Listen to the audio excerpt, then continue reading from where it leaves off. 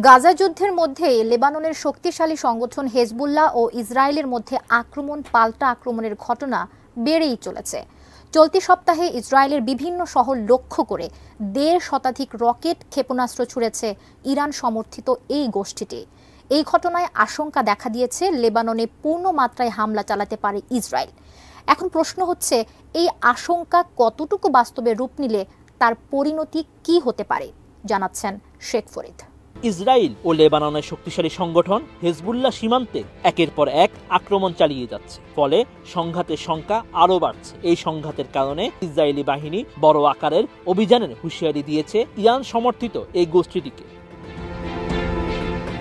গাজা যুদ্ধের মধ্যেই দুই পক্ষের মধ্যে সংঘর্ষ চললেও সম্প্রতি এটি আরও তীব্র আকার ধারণ করেছে। এর সঙ্গে রয়েছে হামাসের নিয়মিত সংঘাত, ফলে দুই পক্ষকে সামাল দিতে হচ্ছে নেতানিয়াহুর বাহিনীকে। সমরবিদরা বলছেন, ইসরায়েল এখন তার উত্তর ফ্রন্টকে উপেক্ষা করতে পারছে না। সেখানে অবিলম্বে পদক্ষেপ নেওয়ার প্রয়োজন বোধ করছে নেতানিয়াহুর প্রশাসন। কয়েক দশক ধরে যুদ্ধ অবস্থায় রয়েছে লেবানন ও ইসরায়েল। ১৯৮২ সালে ইসরায়েল লেবাননে আক্রমণ চালিয়ে রাজধানী বৈরুত পর্যন্ত ট্যাঙ্ক পাঠিয়েছিল। লেবাননে ফিলিস্তিনি যোদ্ধাদের আক্রমণের পর এটি করেছিল ইসরায়েল।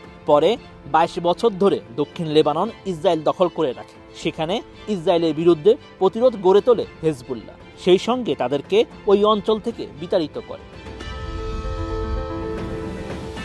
ডিজাইন, এলিগেন্স, বিউটি, সেরা পণ্য সবার জন্য জেভিকো। ইসরায়েল ও হেজবুল্লাহর সাম্প্রতিক শত্রুতা শুরু হয় গাজা যুদ্ধের মাধ্যমে। এই সংঘাতে এরই মধ্যে ৩৭,০০০-এর বেশি ফিলিস্তিনি নিহত হয়েছে। হেজবুল্লাহ বলেছে, গাজায় ফিলিস্তিনিদের সমর্থনে তারা ইসরায়েলের সঙ্গে সংঘর্ষে জড়িয়েছে। গত অক্টোবর থেকে ইসরায়েল ও হেজবুল্লাহর মধ্যে সংঘাত ক্রমাগত বাড়ছে। সংঘর্ষের সংখ্যা এবং আকার বৃদ্ধি পাওয়ায় যুদ্ধের সংখ্যাও বাড়ছে।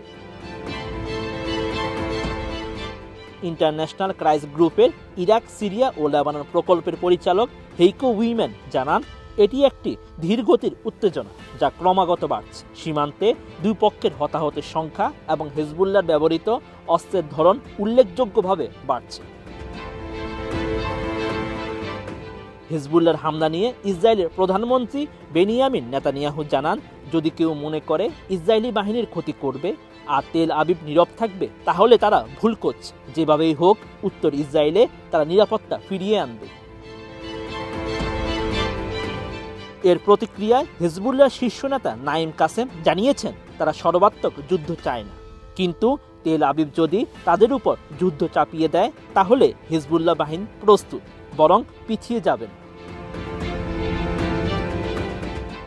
বিশেষজ্ঞরা বলছেন, দুই পক্ষই হয়তো সর্বাত্মক যুদ্ধ শুরু করতে চায় না, তবে তাদের উত্তেজক কর্মকাণ্ড মধ্যপ্রাচ্যে যে কোনো সময় একটি বড় সংঘাতকে উস্কে দিতে পারে। Sheikh Farid, ATN news.